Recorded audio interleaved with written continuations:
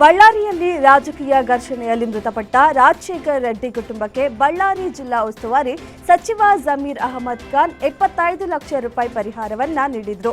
ನಗದು ರೂಪದಲ್ಲಿ ಪರಿಹಾರ ನೀಡಿದ್ರಿಂದ ವಿರುದ್ಧ ಐಟಿ ಇಲಾಖೆಗೆ ಹಿಂದೂ ಸಂಘಟನೆಗಳ ಮುಖಂಡ ತೇಜಸ್ ಗೌಡ ದೂರು ಸಲ್ಲಿಸಿದ್ದಾರೆ. ಜನವರಿ 1ರಂದು ಬಳ್ಳಾರಿಯಲ್ಲಿ ಶಾಸಕ ಜನಾರ್ದನ ರೆಡ್ಡಿ ಮನೆ ಮುಂದೆ ರಾಜಶೇಖರ್ ರೆಡ್ಡಿ ಗುಂಡಿಗೆ ಹತ್ಯೆಯಾಗಿದ್ದರು.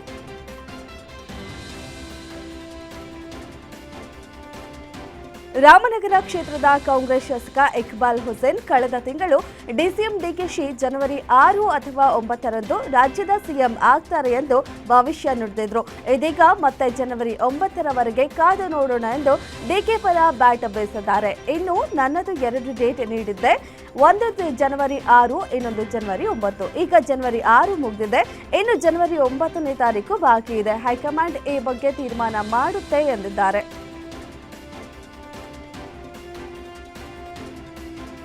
ಯಲಹಂಕದ ಕೋಗಿಲು ಪ್ರದೇಶದಲ್ಲಿ ಅಕ್ರಮ ಮನೆಗಳ ತೆರವು ಮಾಡಿ ಸಂತ್ರಸ್ತರಿಗೆ ಮನೆ ನೀಡಲು ಸರ್ಕಾರ ಮುಂದಾಗಿತ್ತು. ಮನೆ ಬೇಕೆಂದು ನೂರಾರು ಮಂದಿ ಅರ್ಜಿ ಸಹ ಹಾಕಿಕೊಂಡಿದ್ರು. ಇದೀಗ ಸರ್ಕಾರ ನೀಡಲಾಗಿರುವ ಮನೆಗಳಿಗೆ 37 ಮಂದಿ ಮಾತ್ರ ಅರ್ಹರು ಎಂದು ಜಿಬಿಎ ಅಧಿಕಾರಿ ತಿಳಿಸಿದ್ದಾರೆ. ಒಟ್ಟು ಜಿಬಿಎಯಿಂದ ಮನೆ ಕಳೆದುಕೊಂಡವರಿಗೆ ಮನೆ ನೀಡಲು ಒಟ್ಟು 119 ಕುಟುಂಬಗಳನ್ನು ಸರ್ವೆಗೆ ಒಳಪಡಿಸಲಾಯಿತು. ಇದರಲ್ಲಿ 37 ಮಂದಿಯ ಕುಟುಂಬಗಳು ಮಾತ್ರ ಬೆಂಗಳೂರು ವಾಸಿಗಳು ಎಂದು ತಿಳಿದು ಬಂದಿದೆ.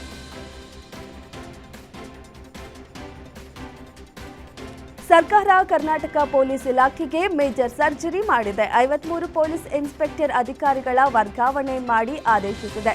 ಒಂದೇ ಸ್ಥಳದಲ್ಲಿ 2 ವರ್ಷ ಅವಧಿ ಪೂರ್ಣಗೊಳಿಸಿರೋ ಇನ್ಸ್ಪೆಕ್ಟರ್ಗಳ ವರ್ಗಾವಣೆ ಮಾಡಿ ರಾಜ್ಯ ಸರ್ಕಾರ ಆದೇಶ ಹೊರಡಿಸಿದೆ. ಬೆಂಗಳೂರು ಸೇರಿದಂತೆ ವಿವಿಧ ಜಿಲ್ಲೆಗಳಲ್ಲಿ ಕರ್ತವ್ಯ ನಿರ್ವಹಿಸುತ್ತಿದ್ದ 53 ಮಂದಿ ಇನ್ಸ್ಪೆಕ್ಟರ್ಗಳು ವರ್ಗಾವಣೆ ಮಾಡಲಾಗಿದೆ.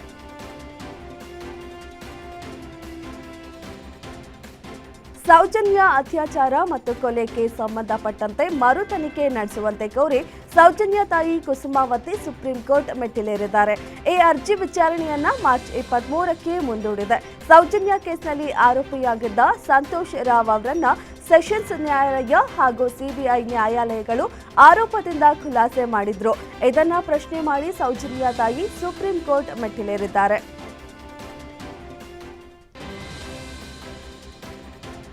ಚಿತ್ರದುರ್ಗದ ರೇಣುಕಾಸ್ವಾಮಿ ಕೊಲೆ ಕೇಸ್ ಪ್ರಕರಣದಲ್ಲಿ ಜೈಲು ಪಾಲಾಗಿರುವ ಪವಿತ್ರ ಗೌಡ ಅವರಿಗೆ ಮನೆ ಊಟ ಪಡೆಯುವುದಕ್ಕೆ ಮತ್ತೆ ಸಂಕಷ್ಟ ಎದುರಾಗಿದೆ. ಪವಿತ್ರಗೆ ಮನೆ ಊಟ ಪಡೆಯುವ ನ್ಯಾಯಾಲಯದ ಆದೇಶವನ್ನ ಪ್ರಶ್ನಿಸಿ ಮೇಲ್ಮನವಿ ಸಲ್ಲಿಸಲು ರಾಜ್ಯ ಕಾರಾಗೃಹ ಮತ್ತು ಸುಧಾರಣಾ ಸೇವಾ ಇಲಾಖೆ ನಿರ್ಧರಿಸಿದೆ. ಈ ಬಗ್ಗೆ ಇನ್ನೆರಡು ದಿನಗಳಲ್ಲಿ ಎಸಿಎಂಎಂ ನ್ಯಾಯಾಲಯಕ್ಕೆ ಕಾರಾಗೃಹ ಇಲಾಖೆಯಿಂದ ಅರ್ಜಿ ಸಲ್ಲಿಸುವ ಸಾಧ್ಯತೆ ಇದೆ. ರೌಡಿ ಬಿಕ್ಲು ಶಿವ ಕೊಲೆ ಕೇಸ್ನಲ್ಲಿ 5ನೇ ಆರೋಪಿಯಾಗಿರುವ ಮಾಜಿ ಸಚಿವ ಭೈರತಿ ಬಸವರಾಜ್ ಅವರನ್ನ ವಶಕ್ಕೆ ಪಡೆದು ವಿಚಾರಣೆ ಮಾಡಬೇಕು. ಹೀಗಾಗಿ ಅವರಿಗೆ ಈಗಾಗಲೇ ನೀಡಿರುವ ಜಾಮೀನನ್ನ ವಿಸ್ತರಣೆ ಮಾಡದಂತೆ ಕೋರಿ ರಾಜ್ಯ ಸರ್ಕಾರ ಹೈಕೋರ್ಟ್ಗೆ ಮನವಿ ಮಾಡಿದೆ. ಬಿಕ್ಲು ಶಿವ ಕೊಲೆ ಕೇಸ್ನಲ್ಲಿ ಬಂಧನ ಭೀತಿಯಲ್ಲಿದ್ದ ಭೈರತಿ ಬಸವರಾಜ್ ಸಲ್ಲಿಸಿದ್ದ ಅರ್ಜಿಯನ್ನ ರಜಾಕಾಲದ ನ್ಯಾಯಪೀಠ ವಿಚಾರಣೆ ನಡೆಸಿತು.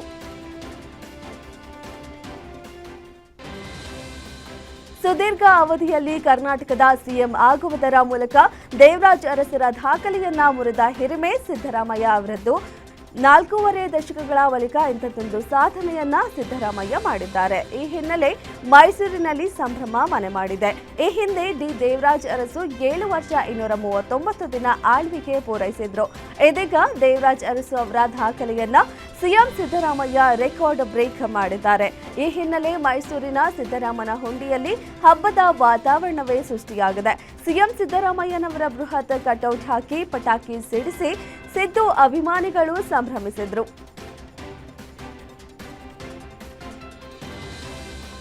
ಕೆಎಸ್ಆರ್ಟಿಸಿ ಬಸ್ ಪ್ರಯಾಣಿಕರಿಗೆ ಸಾರಿಗೆ ಇಲಾಖೆ ಗುಡ್ ನ್ಯೂಸ್ ನೀಡಿದೆ. ಪ್ರೀಮಿಯಂ ಬಸ್ ಟಿಕೆಟ್ ದರ ಶೇಕಡ 10ರಿಂದ ಶೇಕಡ 15ರವರೆಗೆ ಇಳಿಕೆ ಮಾಡಲಾಗುವುದು ಎಂದು ಅಧಿಕೃತವಾಗಿ ತಿಳಿಸಿದೆ. ಈ ಮೂಲಕ Rajahamsa, Airavat club class, AC sleeper, AC non sleeper bus ticket ದರ ಕಡಿತ ಮಾಡಿದೆ. ಮಾರ್ಚ್ವರೆಗೆ ಬೆಂಗಳೂರಿನಿಂದ ರಾಜ್ಯದ ವಿವಿಧೆಡೆಗೆ ಹೋಗುವ ಪ್ರೀಮಿಯರ್ ಬಸ್ಗಳ ಟಿಕೆಟ್ ದರವನ್ನು ಶೇಕಡ 10ರಿಂದ ಶೇಕಡ 15ರವರೆಗೆ ಕಡಿತ ಮಾಡಲಾಗಿದೆ ಎಂದು ತಿಳಿಸಿದೆ.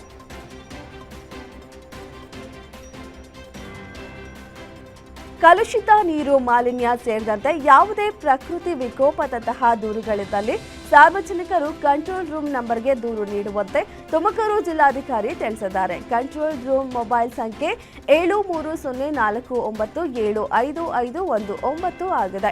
ಮಧುಗಿರಿ, ಶಿರಾ, ಕೊರಟಗೆರೆ ಭಾಗಗಳಲ್ಲಿ ಕುಡಿಯಲು ಯೋಗ್ಯವಲ್ಲದ ನೀರು ಸರಬರಾಜು ಮಾಡುತ್ತಿರುವ ಬಗ್ಗೆ ಲ್ಯಾಬ್ ವರದಿ ಬಂದಿದ್ದು ಈಗಾಗಲೇ ಅಧಿಕಾರಿಗಳು ಕಾರ್ಯೋನ್ಮುಖರಾಗಿದ್ದಾರೆ ಎಂದು ಜಿಲ್ಲಾಧಿಕಾರಿ ಹೇಳಿದರು.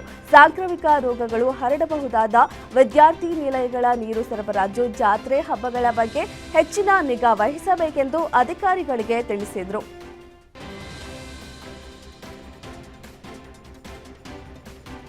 ಕಾಫಿನಾಡು ಚಿಕ್ಕಮಗಳೂರಿನಲ್ಲಿ ಕೆಎಫ್ಡಿ ಆತಂಕ ಹೆಚ್ಚಾಗಿದೆ. 30 ವರ್ಷದ ಯುವಕನಲ್ಲಿ ಮಂಗನ ಕಾಯಿಲೆ ಪತ್ತೆಯಾಗಿದೆ. ಎನ್ಆರ್ಪುರ ತಾಲೂಕಿನ ಕಟ್ಟಿಮನೆ ಗ್ರಾಮದ ಯುವಕನಿಗೆ ಕೊಪ್ಪ ಸರ್ಕಾರಿ ಆಸ್ಪತ್ರೆ ಕೆಎಫ್ಡಿ ವಾರ್ಡ್ನಲ್ಲಿ ಚಿಕಿತ್ಸೆ ಮುಂದುವರೆದಿದೆ. ಇಲ್ಲಿಯವರೆಗೂ ಜಿಲ್ಲೆಯಲ್ಲಿ 2ರಲ್ಲಿ ಮಂಗನ ಕಾಯಿಲೆ ಸೋಂಕು ದೃಢಪಟ್ಟಿದೆ. ಇನ್ನು ಮಂಗನ ಕಾಯಿಲೆ ಸೋಂಕು ಪತ್ತೆಯಾದ ಕಟ್ಟಿಮನೆ ಗ್ರಾಮದಲ್ಲಿ ಆರೋಗ್ಯ ಅಧಿಕಾರಿಗಳು ಭೇಟಿ ನೀಡಿ ಪರಿಶೀಲನೆ ನಡೆಸಿದ್ದಾರೆ.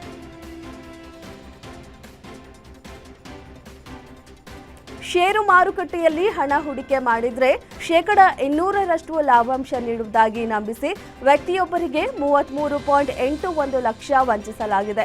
ದಾವಣಗೆರೆ ಜಿಲ್ಲೆಯ ಹರಿಹರ ನಗರದ ನಿವಾಸಿಗೆ ಅಪರಿಚಿತ ವ್ಯಕ್ತಿಯೊಬ್ಬ ವಂಚನೆ ಮಾಡಿದ್ದಾನೆ. ಷೇರು ಮಾರುಕಟ್ಟೆಯ ಹೂಡಿಕೆ ಲಾಭಾಂಶದ ಬಗ್ಗೆ ನಿರಂತರವಾಗಿ ಮೊಬೈಲ್ಗೆ ಸಂದೇಶ ಬರೆದಿದ್ವು. ಇದನ್ನ ಗಮನಿಸಿ ಹಣದ ಆಸೆಗೆ ಹೂಡಿಕೆ ಮಾಡಿ 33.81 ಲಕ್ಷ ಕಳೆದುಕೊಂಡಿದ್ದಾನೆ. ಈ ಸಂಬಂಧ ಸೈಬರ್ ಅಪರಾಧ ಪೊಲೀಸ್ ಠಾಣೆಯಲ್ಲಿ ಪ್ರಕರಣ ದಾಖಲಾಗಿದೆ.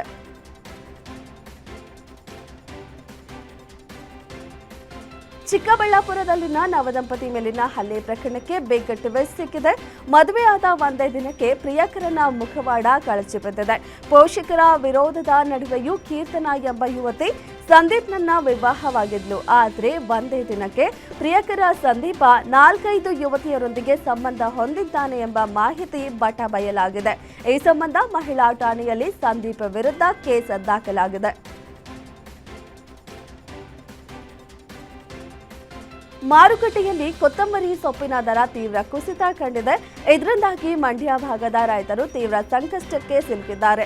ಹೀಗಾಗಿ ರೈತನೊಬ್ಬ ಉಚಿತವಾಗಿ ಜನರಿಗೆ ಸೊಪ್ಪನ್ನ ಹಂಚಿದ್ದಾರೆ. ಮಂಡ್ಯ ಜಿಲ್ಲೆಯ ಶ್ರೀರಂಗಪಟ್ಟಣ ತಾಲೂಕಿನ ಅರಕೆರೆ ಗ್ರಾಮದ ರೈತ ಸಿದ್ದು ಫ್ರೀಯಾಗಿ ಹಂಚಿದ್ದಾರೆ. ಬೆಳೆದ ಕೊತ್ತಂಬರಿ ಸೊಪ್ಪಿಗೆ ದರ ಸಿಗದೆ ನಾಶ ಮಾಡುವ ಬದಲು ಜನರಿಗೆ ಉಚಿತವಾಗಿ ಹಂಚಿಕೆ ಮಾಡಿ ಮಾದರಿಯಾಗಿದ್ದಾರೆ.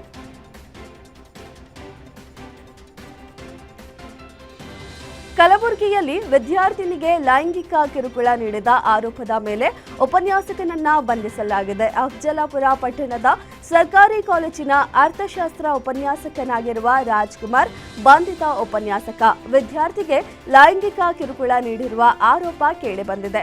ಹೊಸ ವರ್ಷಕ್ಕೆ ವಿದ್ಯಾರ್ಥಿನಿಗೆ ಗಿಫ್ಟ್ ಕೊಡುವ ನೆಪದಲ್ಲಿ ಕಾಲೇಜಿಗೆ ಬೇಗ ಬರುವಂತೆ ಹೇಳಿ ಕರೆಸಿಕೊಂಡು ವಿದ್ಯಾರ್ಥಿನಿಗೆ ಲೈಂಗಿಕ ಕಿರುಕುಳ ನೀಡಿದ್ದಾನೆ. ಈ ಕುರಿತು ಅಫಜಲಾಪುರ ಪೊಲೀಸ್ ಠಾಣೆಯಲ್ಲಿ ಪ್ರಕರಣ ದಾಖಲಾಗಿದೆ.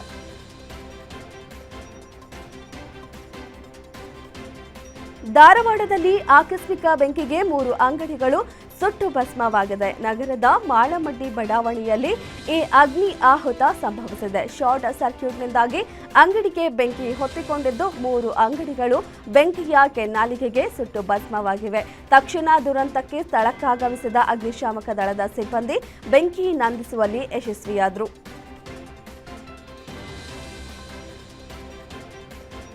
ಸಚಿವೆ ಲಕ್ಷ್ಮೀ ಹೆಬ್ಬಾಳ್ಕರ್ ಪುತ್ರನ ಕಾರು ಚಾಲಕನಿಗೆ ದುಷ್ಕರ್ಮಿಗಳಿಂದ ಚಾಕು ಇರಿದು ಪರಾರಿ ಆಗಿರುವ ಘಟನೆ ಬೆಳಗಾವಿ ನಗರದ ಕ್ಲಬ್ ರಸ್ತೆಯಲ್ಲಿ ನಡೆದಿದೆ. ಬಸವಂತ ಕಡೋಲ್ಕರ್ಗೆ ಎದೆ, ಭುಜ, ತೊಡೆ ಭಾಗಗಳಿಗೆ ಚಾಕುವಿನಿಂದ ಇರಿದಿದ್ದಾರೆ. ಬೈಕ್ನಲ್ಲಿ ಬಂದಿದ್ದ 2 ದುಷ್ಕರ್ಮಿಗಳು ಕೃತ್ಯ ಎಸಗಿದ್ದಾರೆ. ಸದ್ಯ ಗಾಯಾಳುಗೆ ಬೆಳಗಾವಿ ಖಾಸಗಿ ಆಸ್ಪತ್ರೆಯಲ್ಲಿ ಚಿಕಿತ್ಸೆ ಪಡೆಯುತ್ತಿದ್ದಾರೆ. ಈ ಘಟನೆ ಸಂಬಂಧ ಬೆಳಗಾವಿಯ ಕ್ಯಾಂಪ್ ಠಾಣೆಯಲ್ಲಿ ಪ್ರಕರಣ ದಾಖಲಾಗಿದೆ.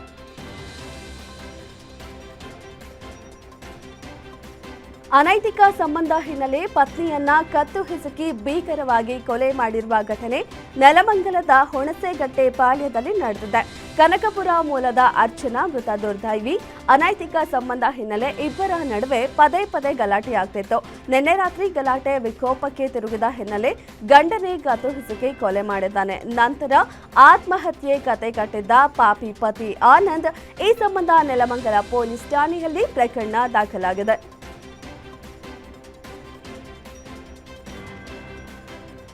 ಎರಡು ಅವಳಿ ಮಕ್ಕಳನ್ನ ಕೊಂದು ತಾಯಿಯು ಆತ್ಮಹತ್ಯೆಗೆ ಶರಣಾಗಿರುವ ಘಟನೆ ತುಮಕೂರಿನ ಖ್ಯಾತಸಂದ್ರದಲ್ಲಿ ನಡೆದಿದೆ. ತಾಯಿ ವಿಜಯಲಕ್ಷ್ಮಿ ತನ್ನ ಇಬ್ಬರು ಮಕ್ಕಳ ಜೊತೆ ಆತ್ಮಹತ್ಯೆ ಮಾಡಿಕೊಂಡಿದ್ದಾಳೆ.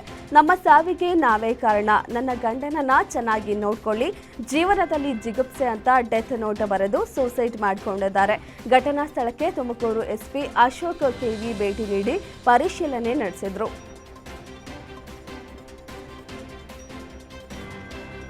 ಚಾಲಕನ ನಿಯಂತ್ರಣ ತಪ್ಪಿ ಬೊಲೆರೋ ವಾಹನ ಪಲ್ಟಿಯಾದ ಪರಿಣಾಮ ಸ್ಥಳದಲ್ಲಿಯೇ 4 ಸಾವನ್ನಪ್ಪಿದ್ದಾರೆ. ಚಿತ್ರದುರ್ಗದ ಹೊಳಲ್ಕೆರೆಯಲ್ಲಿ ಡೆಡ್ಲಿ ಆಕ್ಸಿಡೆಂಟ್ಗೆ ಗಿರಿರಾಜ್, ಕಿರಣ್, ಅರುಣ್, ಹನುಮಂತಪ್ಪ ಸಾವನ್ನಪ್ಪಿದ್ದಾರೆ. ಅಡಿಕೆ ಖೇಣಿ ಮುಗಿಸಿ ವಾಪಸ್ ಬರುವಾಗ ದುರ್ಘಟನೆ ಸಂಭವಿಸಿದ್ದು 5 ಮಂದಿಗೆ ಗಂಭೀರ ಗಾಯಗಳಾಗಿದೆ. ಚಾಲಕನ ಅತಿವೇಗ ಹಾಗೂ ಅಜಾಗರೂಕತೆಯಿಂದ ಅಪಘಾತಕ್ಕೆ ಕಾರಣ ಎಂದು ತಿಳಿದು ಬಂದಿದ್ದು, ಸ್ಥಳಕ್ಕೆ ಚಿಕ್ಕಜಾಜೂರು ಪೊಲೀಸರು ಭೇಟಿ ನೀಡಿ ಪರಿಶೀಲನೆ ನಡೆಸಿದ್ರು.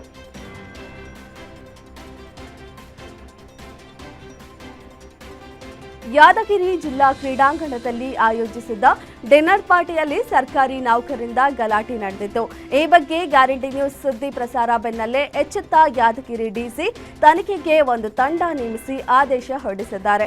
ಸಹಾಯಕ ಆಯುಕ್ತರ ನೇತೃತ್ವದಲ್ಲಿ ತಂಡ ರಚನೆಯಾಗಿದೆ. ತನಿಖಾ ಬಳಿಕ ಪ್ರಕರಣದ ಸತ್ಯಾಂಶ ಬೆಳಕಿಗೆ ಬಂದಿದ್ದು, ತಪ್ಪಿತಸ್ಥರ ವಿರುದ್ಧ ಕ್ರಮ ಜರುಗಿಸುತ್ತೇವೆ ಎಂದು ಯಾದಗಿರಿ ಡಿಸಿ ಹರ್ಷಲ್ ಭೋಯರ್ ತಿಳಿಸಿದರು.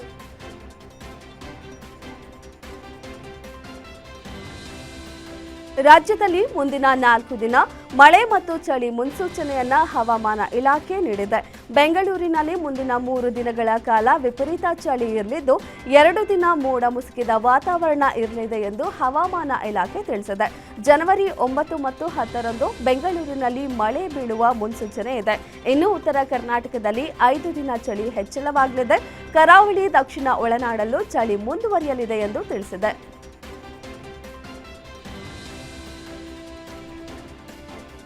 ಕಾಂಗ್ರೆಸ್ ನಾಯಕಿ, ರಾಜ್ಯಸಭೆ ಸದಸ್ಯೆ ಸೋನಿಯಾ ಗಾಂಧಿ ಅವರ ಆರೋಗ್ಯದಲ್ಲಿ ತೀವ್ರ ಏರುಪೇರು ಉಂಟಾದ ಹಿನ್ನೆಲೆ ಆಸ್ಪತ್ರೆಗೆ ದಾಖಲಾಗಿದ್ದಾರೆ. ಕೆಮ್ಮಿನಿಂದ ಬಳಲುತ್ತಿರುವ ಸೋನಿಯಾ ದೆಹಲಿಯ ಗಂಗಾರಾಮ್ ಆಸ್ಪತ್ರೆಗೆ ದಾಖಲಾಗಿ ಚಿಕಿತ್ಸೆ ಪಡೆಯುತ್ತಿದ್ದಾರೆ. ಸದ್ಯ ಅವರ ಆರೋಗ್ಯದಲ್ಲಿ ಸ್ಥಿರವಾಗಿದ್ದು ವೈದ್ಯರು ನಿಗಾ ವಹಿಸಿದ್ದಾರೆ. ಯಾವುದೇ ಆತಂಕ ಪಡುವ ಅವಶ್ಯಕತೆ ಇಲ್ಲ ಎಂದು ಹೇಳಿದ್ದಾರೆ.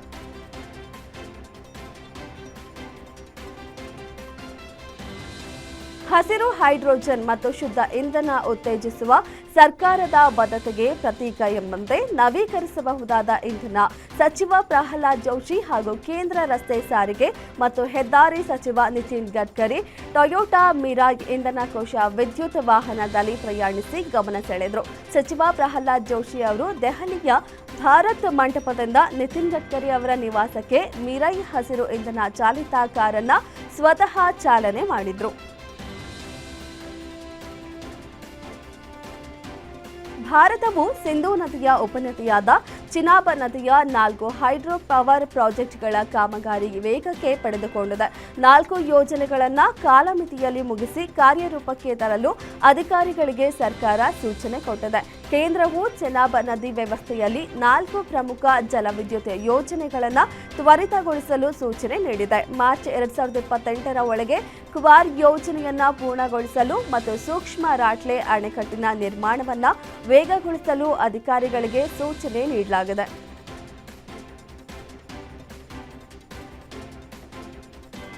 ವೆನೆಜುವೆಲಾದಲ್ಲಿ ಆದಂತೆ ಭಾರತದಲ್ಲೂ ಆಗುತ್ತಾ?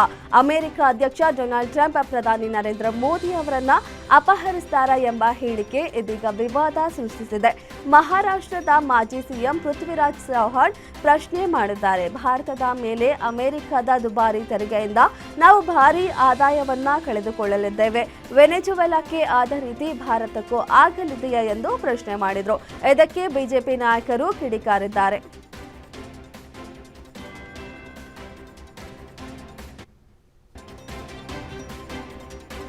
ಪ್ರಧಾನಿ ನರೇಂದ್ರ ಮೋದಿ ಮತ್ತು ಕೇಂದ್ರ ಗೃಹ ಸಚಿವ ಅಮಿತ್ ಶಾ ವಿರುದ್ಧ ಜೆಎನ್ಯು ಆವರಣದಲ್ಲಿ ಮತ್ತೊಮ್ಮೆ ವಿವಾದಾತ್ಮಕ ಘೋಷಣೆ ಕೇಳಿಬಂದಿದೆ. ದೆಹಲಿಯ ಜವಾಹರಲಾಲ್ ನೆಹರು ವಿಶ್ವವಿದ್ಯಾನಿಲಯ ಕ್ಯಾಂಪಸ್ನಲ್ಲಿ ಆಯೋಜಿಸಿದ್ದ ಕಾರ್ಯಕ್ರಮದಲ್ಲಿ ಎಡಪಂಥೀಯ ಸಂಘಟನೆಯ ವಿದ್ಯಾರ್ಥಿಗಳು ಜೆಎನ್ಯು ನೆಲದಲ್ಲಿ ಮೋದಿ ಮತ್ತು ಶಾ ಅವರ ಸಮಾಧಿ ತೋಡುತ್ತೇವೆ ಎಂಬ ಆಕ್ಷೇಪಾರ್ಹ ಘೋಷಣೆ ಕೂಗಿದ್ದಾರೆ. ಇದೀಗ ಇಡೀ ದೇಶಾದ್ಯಂತ ವ್ಯಾಪಕ ವಿರೋಧಕ್ಕೆ ಕಾರಣವಾಗಿದೆ. ದೆಹಲಿಯಲ್ಲಿ ದಿನೇ ದಿನೇ ವಾಯು ಮಾಲಿನ್ಯದ ಗುಣಮಟ್ಟ ಕುಸಿಯುತ್ತಿದೆ. ಇದರಿಂದ ಸುಪ್ರೀಂ ಕೋರ್ಟ್ ವಾಯು ಮಾಲಿನ್ಯದ ಬಗ್ಗೆ ಕಳವಳ ವ್ಯಕ್ತಪಡಿಸಿದೆ. ಇನ್ನು ವಾಯು ಮಾಲಿನ್ಯವನ್ನು ತಡೆಗಟ್ಟಲು ಇರುವ ಪರಿಹಾರಗಳನ್ನು ಹುಡುಕಿ ಎಂದು ವಾಯು ಗುಣಮಟ್ಟ ನಿರ್ವಹಣಾ ಆಯೋಗಕ್ಕೆ ನಿರ್ದೇಶನ ನೀಡಿದೆ. ರಾಷ್ಟ್ರ ರಾಜಧಾನಿಯಲ್ಲಿ ಮಾಲಿನ್ಯದ ಕಾರಣಗಳನ್ನು ಗುರುತಿಸುವ ಮತ್ತು ದೀರ್ಘಕಾಲೀನ ಪರಿಹಾರ ಕ್ರಮಗಳನ್ನು ವಿವರಿಸುವ ವಿವರವಾದ ವರದಿಯನ್ನು ಸಲ್ಲಿಸಲು ಶಾಸನಬದ್ಧ ಸಂಸ್ಥೆಗೆ ನಿರ್ದೇಶನ ನೀಡಿತು.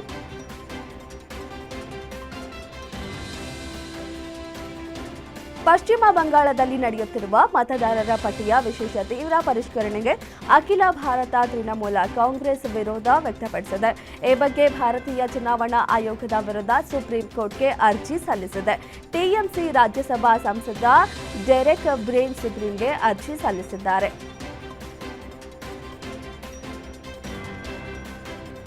ತಮಿಳುನಾಡಿನ ಮದುರೈ ಬೆಟ್ಟದ ಮೇಲೆ ಕಾರ್ತಿಕ ದೀಪ ಬೆಳಗುವುದನ್ನು ಮದ್ರಾಸ್ ಹೈಕೋರ್ಟ್ ಕೂಡ ಎತ್ತಿ ಹಿಡಿದಿದೆ. ಡಿಸೆಂಬರ್ 1ರಂದು ಮದುರೈ ಹೈಕೋರ್ಟ್ ಪೀಠ ನೀಡಿದ್ದ ತೀರ್ಪನ್ನು ಮದ್ರಾಸ್ ಹೈಕೋರ್ಟ್ನ ವಿಭಾಗೀಯ ಪೀಠ ಕೂಡ ಎತ್ತಿ ಹಿಡಿದಿದೆ. ಇದು ಡಿಎಂಕೆ ಸರ್ಕಾರಕ್ಕೆ ಆದ ಭಾರಿ ಹಿನ್ನಡೆ ಆಗಿದೆ. ಇದರಿಂದಾಗಿ ದೀರ್ಘಕಾಲದ ಮತ್ತು ವಿವಾದಾತ್ಮಕ ಸಮಸ್ಯೆ ಅಂತ್ಯ ಕಂಡಿದೆ. ಇದೇ ವೇಳೆ ದೀಪ ಬೆಳಗುವ ವಿಷಯವನ್ನ ಅನಗತ್ಯವಾಗಿ ರಾಜಕೀಯ ಮಾಡಬೇಡಿ ಎಂದು ವಿಭಾಗೀಯ ಪೀಠ ತಿಳಿಸಿದೆ. ಉತ್ತರ ಪ್ರದೇಶದಲ್ಲಿ ಮತದಾರರ ಪಟ್ಟಿಯ ಪರಿಷ್ಕರಣೆಯ ನಂತರ ಹೊಸ ಕರಡು ಮತದಾರರ ಪಟ್ಟಿಯಿಂದ ಒಟ್ಟು ಸುಮಾರು 2.89 ಕೋಟಿ ಮತದಾರರನ್ನು ತೆಗೆದುಹಾಕಲಾಗಿದೆ. ದೇಶದಲ್ಲಿ ಮತದಾರರ ಡಿಲೀಟ್ ಪಟ್ಟಿಯಲ್ಲಿ ಉತ್ತರ ಪ್ರದೇಶ ಅಗ್ರಸ್ಥಾನದಲ್ಲಿದ್ದು, ಇದು ದೇಶದಲ್ಲಿಯೇ ಅತಿ ಹೆಚ್ಚು ಎನ್ನಲಾಗಿದೆ. ಮುಖ್ಯ ಚುನಾವಣಾ ಅಧಿಕಾರಿ ಪ್ರಕಾರ ಈ ಹಿಂದೆ ಪಟ್ಟಿ ಮಾಡಲಾದ ಒಟ್ಟು 15.44 ಕೋಟಿ ಮತದಾರರಲ್ಲಿ ಉಳಿದ 12.55 ಕೋಟಿ ಮತದಾರರು ಕರಡು ಮತದಾರರ ಪಟ್ಟಿಯಲ್ಲಿ ಸ್ಥಾನ ಪಡೆದಿದ್ದಾರೆ.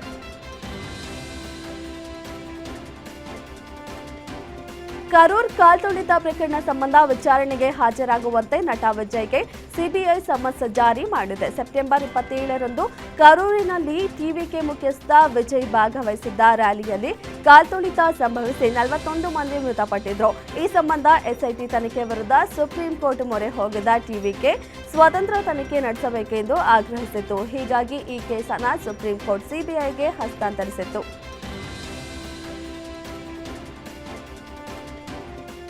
ಭಾರತದ ಗಡಿಯಲ್ಲಿರುವ ನೇಪಾಳದ ಕೆಲವು ಭಾಗಗಳಲ್ಲಿ ಕೋಮು ಉದ್ವಿಗ್ನತೆ ಜೋರಾಗಿದೆ. ಹೀಗಾಗಿ ಗಡಿ ಪ್ರದೇಶದಲ್ಲಿ ಭಾರತ ಹೆಚ್ಚಿನ ಭದ್ರತೆ ವಹಿಸಲಾಗಿದೆ. ಧಾರ್ಮಿಕ ವಿಷಯದ ವಿಡಿಯೋಗಳು ವೈರಲ್ ಆದ ನಂತರ ನೇಪಾಳದಲ್ಲಿ ಪ್ರತಿಭಟನೆಗಳು ಶುರುವಾಗಿವೆ. ಪಾರ್ಸಾ ಜಿಲ್ಲಾಡಳಿತವು ಬಿಹಾರದ ರಕ್ಸೌಲ್ ಜಿಲ್ಲೆಯ ಬಳಿಯ ಬಿಜ್ಜುಂಗ್ ನಗರದಲ್ಲಿ ಕರ್ಫ್ಯೂ ವಿಧಿಸಲಾಗಿದೆ. ಭಾರತವು ತನ್ನ ಗಡಿಗಳನ್ನು ಸಂಪೂರ್ಣವಾಗಿ ಮುಚ್ಚಿದೆ. ತುರ್ತು ಸೇವೆಗಳನ್ನು ಹೊರತುಪಡಿಸಿ ಎಲ್ಲ ಗಡಿಯಾಚೆಗಿನ ಚಲನೆಗಳನ್ನು ನಿರ್ಬಂಧಿಸಿದೆ. ಬಿಹಾರದ ಚಂಪಾರಣ್ಯದಲ್ಲಿ ನಿರ್ಮಾಣವಾಗುತ್ತಿರುವ ವಿರಾಟ ರಾಮಾಯಣ ದೇವಾಲಯದಲ್ಲಿ ವಿಶ್ವದ ಅತಿದೊಡ್ಡ ಏಕಶಿಲಾ ಶಿವಲಿಂಗವನ್ನು ಪ್ರತಿಷ್ಠಾಪಿಸಲು ಭಾರೀ ಸಿದ್ಧತೆ ನಡೆದಿದೆ. ತಮಿಳುನಾಡಿನ ಕರಕುಶಲ ಕೇಂದ್ರವಾದ ಮಹಾಬಲಿಪುರಂ ಬಳಿಯ ಪಟ್ಟಿಕಾಡು ಗ್ರಾಮದಲ್ಲಿ 33 ಅಡಿ ಎತ್ತರ 210 ಟನ್ ತೂಕದ ಬೃಹತ್ ಏಕಶಿಲಾ ಶಿವಲಿಂಗವನ್ನು ಕೆತ್ತಲಾಗಿದೆ. ಇತ್ತೀಚೆಗಷ್ಟೇ ತಮಿಳುನಾಡಿನಿಂದ ರಸ್ತೆ ಮೂಲಕ ಸುಮಾರು 2100 ಕಿಲೋಮೀಟರ್ ದೂರದಲ್ಲಿರುವ ಚಂಪಾರಣ್ಯಕ್ಕೆ ತರಲಾಗಿದೆ. ಜನವರಿ 17ರಂದು ಶಿವಲಿಂಗ ಪ್ರತಿಷ್ಠಾಪನೆ ಆಗಲಿದೆ ಎಂದು ತಿಳಿದು ಬಂದಿದೆ. ಭಾರತೀಯ ಸೇನೆಯು ಮಿಲಿಟರಿ ಸ್ವಾವಲಂಬನೆಯತ್ತ ಒಂದು ಮಹತ್ವದ ಹೆಜ್ಜೆ ಇಟ್ಟಿದೆ. ಸೇನೆ ಬಳಸುತ್ತಿದ್ದ 155 ಎಂಎಂ ಬಂದೂಕುಗಳಿಗೆ ರಾಮ್ಜೆಟ್ ಚಾಲಿತ ಪಿರಂಗಿ ಶೆಲ್ಗಳನ್ನು ಬಳಸಲು ಸಜ್ಜಾಗಿದೆ. ಈ ತಂತ್ರಜ್ಞಾನ ಬಳಸುವ ವಿಶ್ವದ ಮೊದಲ ಸಶಸ್ತ್ರ ಪಡೆಗೆ ಭಾರತೀಯ ಸೇನೆ ಭಾಜನವಾಗಲಿದೆ. ಆತ್ಮನಿರ್ಭರತೆ ಅಭಿಯಾನದ ಭಾಗವಾಗಿರುವ ಈ ಕ್ರಮವನ್ನು ಐಐಟಿ ಮದ್ರಾಸ್ನ ಸಹಯೋಗದೊಂದಿಗೆ ಅಭಿವೃದ್ಧಿಪಡಿಸಲಾಗಿದೆ.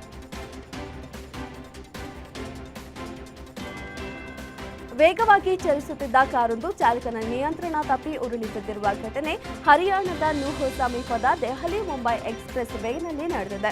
ಅದೃಷ್ಟವಶಾತ್ ಕಾರಿನಲ್ಲಿದ್ದ 5 ಪ್ರಾಣಾಪಾಯದಿಂದ ಪಾರಾಗಿದ್ದು, ಅಪಘಾತದ ವಿಡಿಯೋ ಸಾಮಾಜಿಕ ಜಾಲತಾಣದಲ್ಲಿ ಭಾರೀ ವೈರಲ್ ಆಗಿದೆ.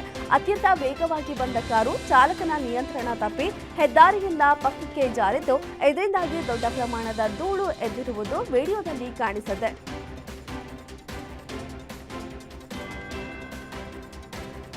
ನೆರೆಯ ಬಾಂಗ್ಲಾದೇಶದಲ್ಲಿ ಹಿಂದೂಗಳ ಮೇಲಿನ ಕ್ರೌರ್ಯ ಮುಂದುವರೆದಿದೆ.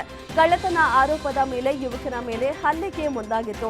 ಈ ವೇಳೆ ಆತ ನಾಲಿಗೆ ಬಿದ್ದು ಪ್ರಾಣ ಬಿಟ್ಟಿದ್ದಾನೆ. ನಿನ್ನೆಯಷ್ಟೇ ಜೆಸ್ಸೋರ್ ಜಿಲ್ಲೆಯಲ್ಲಿ ಪತ್ರಿಕೆಯೊಂದರ ಹಂಗಾಮಿ ಸಂಪಾದಕ ಕಗ್ಗೊಲೆ ಆಗಿತ್ತು. ಇದರ ಬೆನ್ನಲ್ಲೇ ಇದೀಗ ಮತ್ತೊಬ್ಬ ಹಿಂದೂ ಯುವಕ ಸಾವನ್ನಪ್ಪಿದೆ. ಬಂಡಾಪುರ ಗ್ರಾಮದ ಮಿಥುನ್ ಸರ್ಕಾರ್ ಎಂಬಾತ ಸಾವನ್ನಪ್ಪಿದ್ದಾನೆ ಎಂದು ತಿಳಿದು ಬಂದಿದೆ.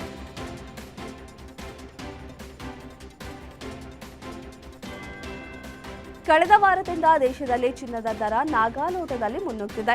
ಬೆಂಗಳೂರಿನಲ್ಲಿ 22 ಕ್ಯಾರೆಟ್ನ 1 ಗ್ರಾಂ ಚಿನ್ನದ ಬೆಲೆಯಲ್ಲಿ 55 ರೂಪಾಯಿ ಏರಿಕೆ ಕಂಡು ಬಂದಿದ್ದು, 12,725 ರೂಪಾಯಿಗೆ ತಲುಪಿದೆ. 24 ಕ್ಯಾರೆಟ್ನ 1 ಗ್ರಾಂ ಚಿನ್ನದ ಬೆಲೆಯಲ್ಲಿ 60 ರೂಪಾಯಿ ಹೆಚ್ಚಾಗಿ 13,882 ರೂಪಾಯಿಗೆ ಏರಿಕೆಯಾಗಿದೆ. 22 ಕ್ಯಾರೆಟ್ನ 8 ಗ್ರಾಂ ಚಿನ್ನದ ಬೆಲೆ 1,01,800 ರೂಪಾಯಿ ಇದ್ದರೆ 10 ಗ್ರಾಂಗೆ ನೀವು 1,27,200 ರೂಪಾಯಿ ಆಗಿದೆ. ಉತ್ತರ ಪ್ರದೇಶದ ಪ್ರಯಾಗ್ರಾಜ್ನಲ್ಲಿ ಹಾಡು ಹಗಲೇ ಚಿನ್ನದ ಅಂಗಡಿಯನ್ನ ರಾಬರಿ ಮಾಡಿರುವ ಘಟನೆ ನಡೆದಿದೆ. ಕಲ್ಯಾಣ್ ಜ್ಯುವೆಲರ್ಸ್ ಅಂಗಡಿಯಿಂದ 3 ಮಹಿಳೆಯರು 14 ಲಕ್ಷ ರು ಮೌಲ್ಯದ ಚಿನ್ನಾಭರಣಗಳನ್ನು ಕದ್ದಿದ್ದಾರೆ. ಕಳ್ಳತನದ ದೃಶ್ಯಗಳು ಸಿಸಿಟಿವಿಯಲ್ಲಿ ಸೆರೆಯಾಗಿದೆ. ಈ ಘಟನೆಯ ದೃಶ್ಯಗಳು ಸಾಮಾಜಿಕ ಮಾಧ್ಯಮಗಳಲ್ಲಿ ವೈರಲ್ ಆಗಿವೆ. ನವೆಂಬರ್ ಆರಂಭದಿಂದಲೂ ಭಾರತದ ವಿವಿಧ ಭಾಗಗಳಲ್ಲಿ ಭಾರೀ ಹಿಮಪಾತವಾಗುತ್ತಿದೆ. ಆದರೆ ಇದೀಗ ಚಂಡೀಗಢದ ಸುಕ್ಮಾ ಸರೋವರವು ಭಾರೀ ಹಿಮಪಾತದಿಂದ ಮುಚ್ಚಿಕೊಂಡಿದ್ದು, ಪ್ರವಾಸಿಗರನ್ನ ಕೈ ಬೀಸಿ ಕರೆಯುತ್ತಿದೆ. ಹಿಮಪಾತದ ದೃಶ್ಯವನ್ನ ನೋಡಲು ಜನಸಾಗರವೇ ಹರಿದು ಬರುತ್ತಿದೆ. ಹಿಮಪಾತದಿಂದ ಸರೋವರವು ನೋಡಲು ರಮಣೀಯವಾಗಿ ಕಂಡುಬರುತ್ತಿದೆ.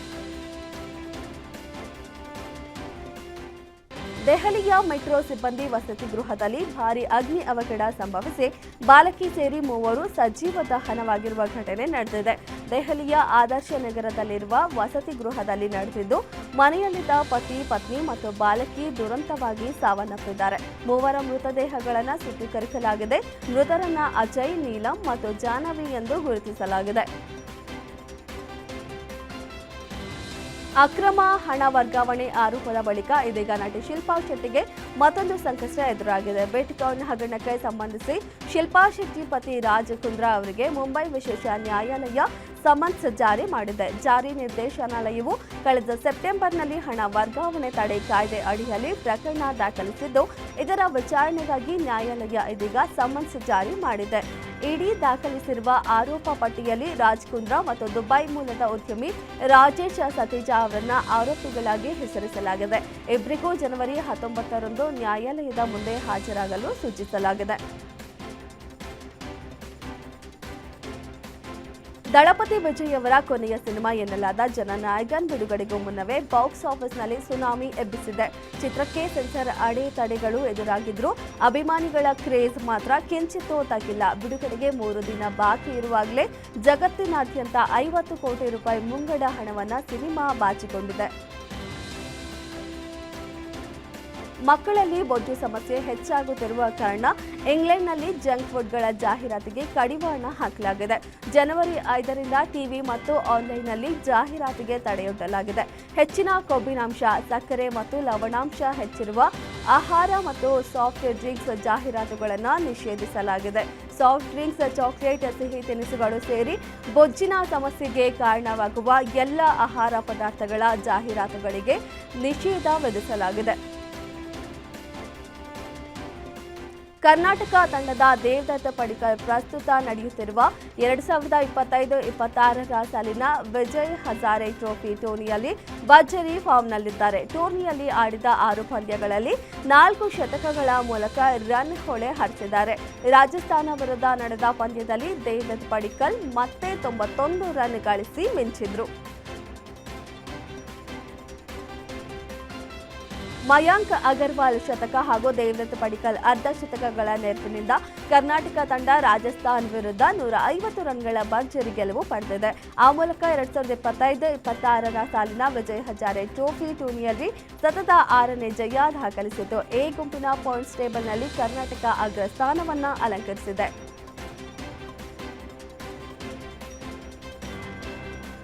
ಬಹುನಿರೀಕ್ಷಿತ 2025-26ರ ಸಾಲಿನ ಇಂಡಿಯನ್ ಸೂಪರ್ ಲೀಗ್ ಟೂರ್ನಿಯು ಫೆಬ್ರವರಿ 14ರಂದು ಪ್ರಾರಂಭವಾಗಲಿದೆ ಎಂದು ಕ್ರೀಡಾ ಸಚಿವ ಮನ್ಸುಖ್ ಮಾಂಡವೀಯ ಘೋಷಿಸಿದ್ದಾರೆ. ವಾಣಿಜ್ಯ ಪಾಲುದಾರ ಇಲ್ಲದ ಕಾರಣ ಐಎಸ್ಎಲ್ ಸ್ಥಗಿತಗೊಂಡಿತು. ಆದರೆ ಇದೀಗ ಎಲ್ಲ 14 ಕ್ಲಬ್ಗಳು 2025-26ರ ಐಎಸ್ಎಲ್ ಟೂರ್ನಿಯಲ್ಲಿ ಭಾಗವಹಿಸಲಿವೆ ಎಂದು ಸಚಿವರು ಮಾಹಿತಿ ನೀಡಿದ್ದಾರೆ. Bollywood super star Salman Khan the family man ನಿರ್ಮಾಪಕರಾದ ರಾಜ್ ಮತ್ತು ಡಿಕೆ ಜೊತೆ ಮುಂದಿನ ಸಿನಿಮಾ ಬಗ್ಗೆ ಚರ್ಚೆ ನಡೆಸಿದ್ದಾರೆ. ಶೀಘ್ರದಲ್ಲೇ ಆಕ್ಷನ್ ಕಾಮಿಡಿ ಶೈಲಿಯ ಸಿನಿಮಾಗಾಗಿ ಪ್ಲಾನ್ ಮಾಡಲಾಗ್ತಿದೆ ಎಂದು ತಿಳಿದು ಬಂದಿದೆ. ಇನ್ನು ಚಲನಚಿತ್ರ ನಿರ್ಮಾಪಕ ಜೋಡಿ ಚಿತ್ರವನ್ನು ದೊಡ್ಡ ಪ್ರಮಾಣದಲ್ಲಿ ನಿರ್ಮಿಸಲು ಆಸಕ್ತಿ ಹೊಂದಿದ್ದಾರೆ ಎಂದು ತಿಳಿದು ಬಂದಿದ್ದು. ನಾಳೆ ರಾಕಿಂಗ್ ಸ್ಟಾರ್ ಯಶ್ ಅವರ 40ನೇ ಹುಟ್ಟುಹಬ್ಬ ಸಂಭ್ರಮ. ಯಶ್ ಹುಟ್ಟುಹಬ್ಬವನ್ನು ಆಚರಿಸಲು ಅಭಿಮಾನಿಗಳು ಸಕಲ ತಯಾರಿ ಮಾಡಿಕೊಂಡಿದ್ದಾರೆ. ಯಶ್ಗೆ ಸರ್ಪ್ರೈಸ್ ಆಗಿ ಇದೇ ಮೊದಲ ಬಾರಿಗೆ ಮೆಟ್ರೋ ಮೇಲೆ ಜಾಹೀರಾತು ನೀಡಿ ಯಶ್ಗೆ ಹುಟ್ಟುಹಬ್ಬ ಶುಭಾಶಯಗಳನ್ನು ಕೋರಿದ್ದಾರೆ.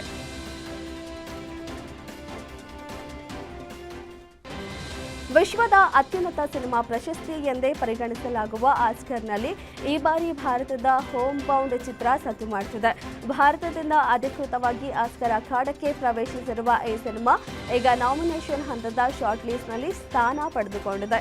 ಈಗಾಗಲೇ ಪ್ರಾಥಮಿಕ ಹಂತ ಮತ್ತು ಅಂತಿಮ 15 ಚಿತ್ರಗಳ ಪಟ್ಟಿಯಲ್ಲಿ ಸ್ಥಾನ ಪಡೆದುಕೊಳ್ಳುವುದರ ಮೂಲಕ ಪ್ರಶಸ್ತಿಯ ನಿರೀಕ್ಷೆಯಲ್ಲಿದೆ.